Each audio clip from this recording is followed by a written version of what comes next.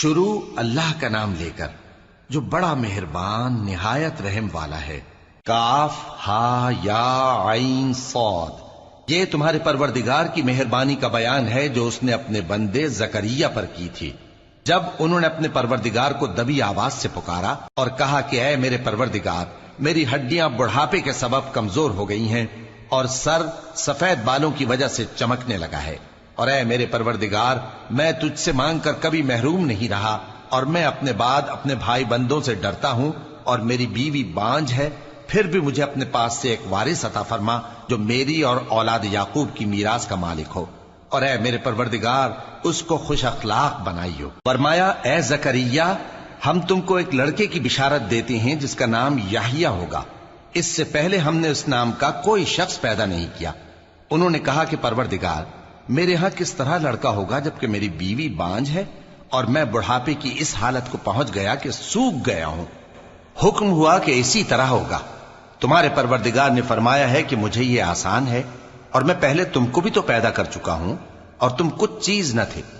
کہا کہ پروردگار میرے لیے کوئی نشانی مقرر فرما۔ فرمایا نشانی یہ ہے کہ تم صحیح و سالم ہوتے ہوئے 3 رات دن لوگوں سے بات نہ کر سکو گے۔ پھر وہ عبادت کے حجرے سے نکل کر اپنی قوم کے پاس آئے تو ان سے اشارے سے کہا کہ صبح و شام تسبیح کرتے رہو۔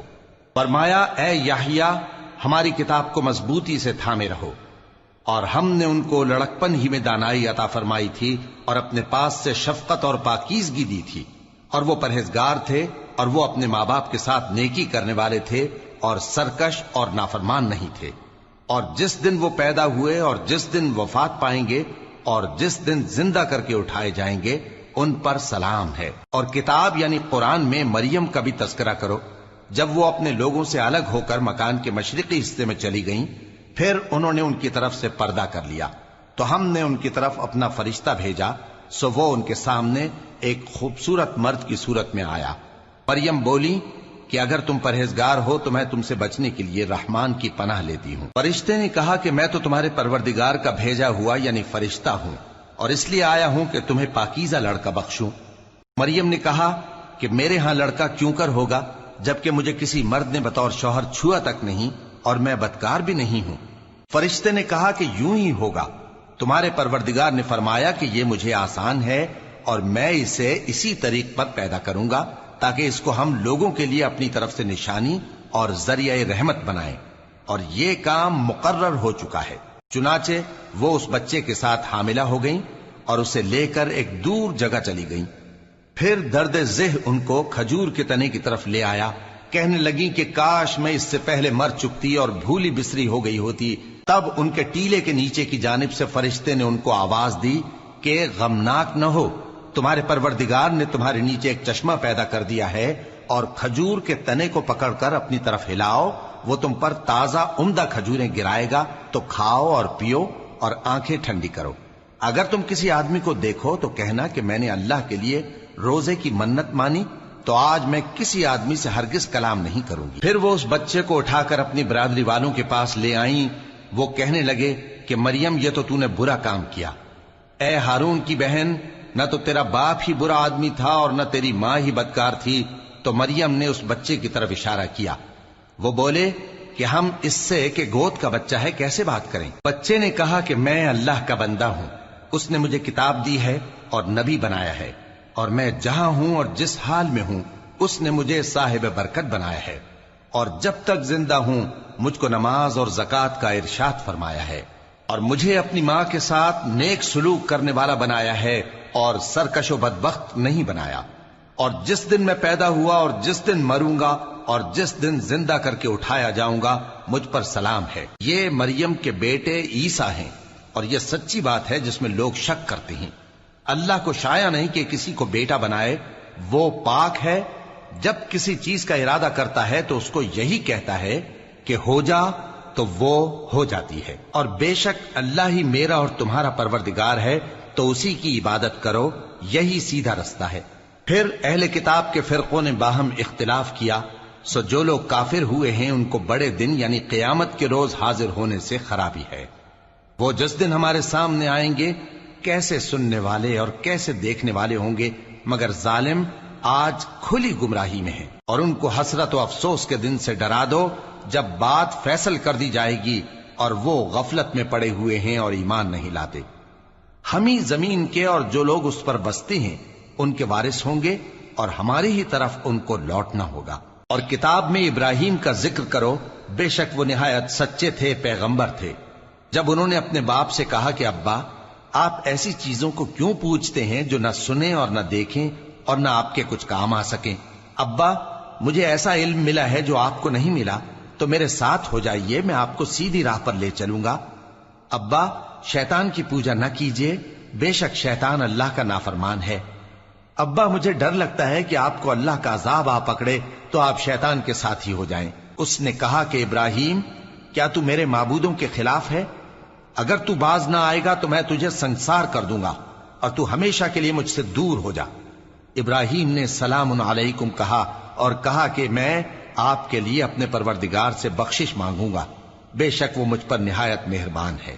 اور میں آپ لوگوں سے اور جن کو آپ اللہ کے سوا پکارا کرتے ہیں ان سے کنارہ کرتا ہوں اور اپنے پروردگار ہی کو پکاروں گا۔ امید ہے کہ میں اپنے پروردگار کو پکار کر محروم نہیں رہوں گا۔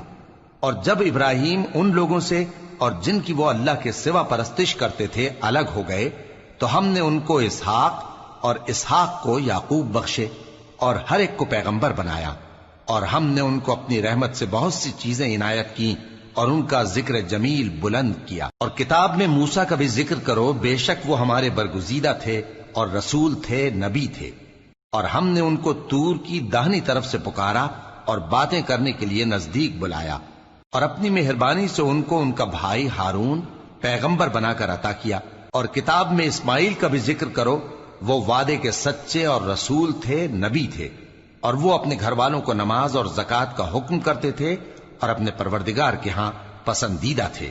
اور کتاب میں ادریس کا بھی ذکر کرو، وہ بھی نہایت سچے تھے، نبی تھے، اور ہم نے ان کو اونچی جگہ اٹھا لیا تھا۔ یہ وہ لوگ ہیں جن پر اللہ نے اپنے پیغمبروں میں سے فضل کیا، یعنی اولاد آدم میں سے، اور ان لوگوں میں سے جن کو ہم نے نوح کے ساتھ کشتی میں سوار کیا، اور ابراہیم اور یعقوب کی اولاد میں سے، اور ان لوگوں میں سے جن کو ہم نے ہدایت دی اور جنہیں برگزیدہ کیا۔ جب ان کے سامنے ہماری آیتیں پڑھی جاتی تھیں تو سجدے میں گر پڑتے اور روتے رہتے تھے۔ پھر ان کے بعد چند ناخلف ان کے جانشیں ہوئے جنہوں نے نماز کو ضائع کر دیا اور خواہشات نفسانی کے پیچھے لگ گئے، سو ان قریب ان کو گمراہی کی سزا ملے گی۔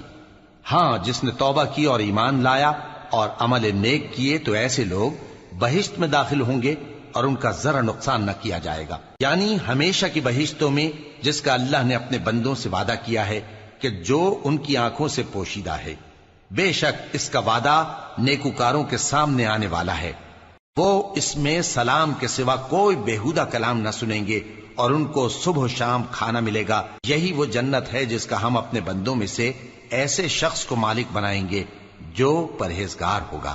اور فرشتوں نے پیغمبر کو جواب دیا کہ ہم تمہارے پروردگار کے حکم کے سوا اتر نہیں سکتے، جو کچھ ہمارے آگے ہے اور جو پیچھے ہے اور جو اس کے درمیان ہے سب اسی کا ہے، اور تمہارا پروردگار بھولنے والا نہیں، یعنی آسمان اور زمین کا اور جو ان دونوں کے درمیان ہے سب کا پروردگار، تو اسی کی عبادت کرو اور اس کی عبادت پر ثابت قدم رہو۔ بھلا تم کوئی اس کا ہم نام جانتے ہو؟ اور کافر انسان کہتا ہے کہ جب میں مر جاؤں گا تو کیا زندہ کر کے نکالا جاؤں گا؟ کیا ایسا انسان یاد نہیں کرتا کہ ہم نے اس کو پہلے بھی تو پیدا کیا تھا جبکہ وہ کچھ بھی چیز نہ تھا؟ سو تمہارے پروردگار کی قسم، ہم ان کو جمع کریں گے اور شیطانوں کو بھی، پھر ان سب کو جہنم کے گرد حاضر کریں گے اور وہ گھٹنوں پر گرے ہوئے ہوں گے۔ پھر ہر گروہ میں سے ہم ایسے لوگوں کو کھینچ نکالیں گے جو رحمان کے مقابلے میں سخت سرکشی کرتے تھے، پھر ہم ان لوگوں سے خوب واقف ہیں جو اس میں داخل ہونے کے زیادہ لائق ہیں، اور تم میں سے کوئی شخص نہیں مگر اسے اس پر گزرنا ہوگا، یہ تمہارے پروردگار پر لازم ہے، مقرر ہے۔ پھر ہم پرہیزگاروں کو نجات دیں گے اور ظالموں کو اس میں گھٹنوں کے بل پڑا ہوا چھوڑ دیں گے۔ اور جب ان لوگوں کے سامنے ہماری آیتیں پڑھی جاتی ہیں تو جو کافر ہیں وہ مومنوں سے کہتے ہیں کہ دونوں فریق میں سے مکان کس کے اچھے اور مجلسیں کس کی بہتر ہیں، اور ہم نے ان سے پہلے بہت سی امتیں ہلاک کر دیں وہ لوگ ان سے ٹھاٹ باٹ اور نمود و نمائش میں کہیں اچھے تھے۔ کہہ دو کہ جو شخص گمراہی میں پڑا ہوا ہے، رحمان اس کو آہستہ آہستہ مہلت دیا جاتا ہے، یہاں تک کہ جب اس چیز کو دیکھ لیں گے جس کا ان سے وعدہ کیا جاتا ہے، خواہ عذاب اور خواہ قیامت، تو اس وقت جان لیں گے کہ مکان کس کا برا ہے اور لشکر کس کا کمزور ہے۔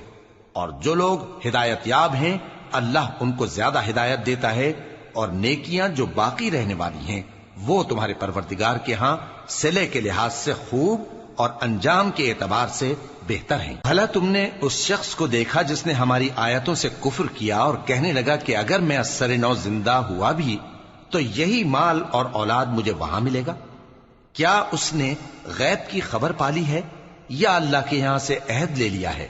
ہرگز نہیں، یہ جو کچھ کہتا ہے ہم اس کو لکھتے جاتے اور اس کے لیے آہستہ آہستہ عذاب بڑھاتے جاتے ہیں، اور جو چیزیں یہ بتاتا ہے ان کے ہم وارث ہوں گے، اور یہ اکیلا ہمارے سامنے آئے گا، اور ان لوگوں نے اللہ کے سوا اور معبود بنا لیے ہیں تاکہ وہ ان کے لیے موجب عزت ہوں۔ ہرگز نہیں، وہ معبود ان کی پرستش سے انکار کریں گے اور ان کے دشمن و مخالف ہوں گے۔ کیا تم نے نہیں دیکھا کہ ہم نے شیطانوں کو کافروں پر چھوڑ رکھا ہے کہ وہ ان کو خوب اکساتے رہتی ہیں؟ تو تم ان پر عذاب کے لیے جلدی نہ کرو کہ ہم تو ان کے لیے دن شمار کر رہے ہیں۔ جس روز ہم پرہیزگاروں کو رحمان کے سامنے بطور مہمان جمع کریں گے اور گناہگاروں کو دوزخ کی طرف پیاسے ہانک لے جائیں گے، تو لوگ کسی کی سفارش کا اختیار نہ رکھیں گے مگر جس نے رحمان سے اقرار لے لیا ہو، اور کہتے ہیں کہ رحمان بیٹا رکھتا ہے۔ ایسا کہنے والوں، یہ تو تم بری بات زبان پر لاتے ہو۔ قریب ہے کہ اس جھوٹ سے آسمان پھٹ پڑیں اور زمین شق ہو جائے اور پہاڑ پارا پارا ہو کر گر پڑیں کہ انہوں نے رحمان کے لیے بیٹا تجویز کیا، اور رحمان کو شایع نہیں کہ کسی کو بیٹا بنائے۔ ہر شخص جو آسمانوں اور زمین میں ہے رحمان کے روبرو بطور بندہ ہی آئے گا۔ اس نے ان سب کو اپنے علم سے گھیر رکھا اور ایک ایک کو شمار کر رکھا ہے، اور یہ سب قیامت کے دن اس کے سامنے اکیلے اکیلے حاضر ہوں گے۔ اور جو لوگ ایمان لائے اور عمل نیک کیے، رحمان ان کی محبت مخلوقات کے دل میں پیدا کر دے گا۔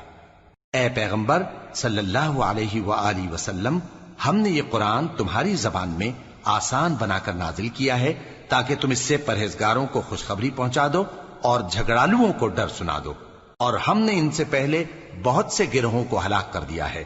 بھلا تم ان میں سے کسی کو دیکھتے ہو یا کہیں ان کی بھنک سنتے ہو؟